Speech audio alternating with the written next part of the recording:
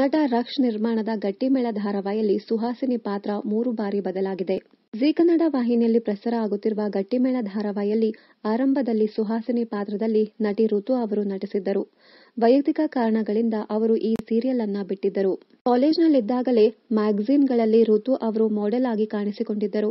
ಆ ನಂತರ ಅವರಿಗೆ ಧಾರಾವಾಹಿಯಲ್ಲಿ ನಟಿಸುವ ಅವಕಾಶ ಸಿಕ್ತು. ಆರಂಭದಲ್ಲಿ ಋತು ಅವರು ಅನೇಕ ಧಾರಾವಾಹಿಗಳಲ್ಲಿ ಪೋಷಕ ಪಾತ್ರಗಳಲ್ಲಿ ನಟಿಸಿದ್ದರು. 2000 ನಂತರ ಋತು ಅವರಿಗೆ ಲೀಡ್ ಪಾತ್ರ ಸಿಗಲು ಶುರುವಾಯಿತು. ಆರಂಭದಲ್ಲಿ ಋತು ಅವರು ಬ್ಯಾಂಕ್ ಜನಾರ್ದನ್, ಸ್ವಲ್ಪ ಅಡ್ಜಸ್ಟ್ ಮಾಡ್ಕೊಳ್ಳಿ, ಮಾವ ಮದ್ವೆ ಮಾಡೋ ಸಿನಿಮಾಗಳಲ್ಲಿ ಪೋಷಕ ಪಾತ್ರಗಳಲ್ಲಿ ಕಾಣಿಸಿಕೊಂಡಿದ್ದರು. ಚಿಟ್ಟುವೋ, Jackpot, Nandini Estate, Double Decker, ಒಲವಿನ ಹೊಲೆ, ಅಂಗಾರಕ ಮುಂತಾದ ಸಿನಿಮಾಗಳಲ್ಲಿ ಋತು ಅವರು ನಟಿಸಿದ್ದಾರೆ. ನಟಿ ಋತು ಅವರು ಈಗಾಗಲೇ ಪರಭಾಷೆ ಧಾರಾವಾಹಿಗಳಲ್ಲಿ ಪ್ರಮುಖ ಪಾತ್ರದಲ್ಲಿ ನಟಿಸಿದ್ದಾರೆ. ನಟಿ ಋತು ಅವರು ಅನೇಕ ನಟರ ಜೊತೆ ನಟಿಸಿದ್ದು ದೊಡ್ಡ ಮಟ್ಟದಲ್ಲಿ ಹೆಸರು ಮಾಡಿದ್ದಾರೆ.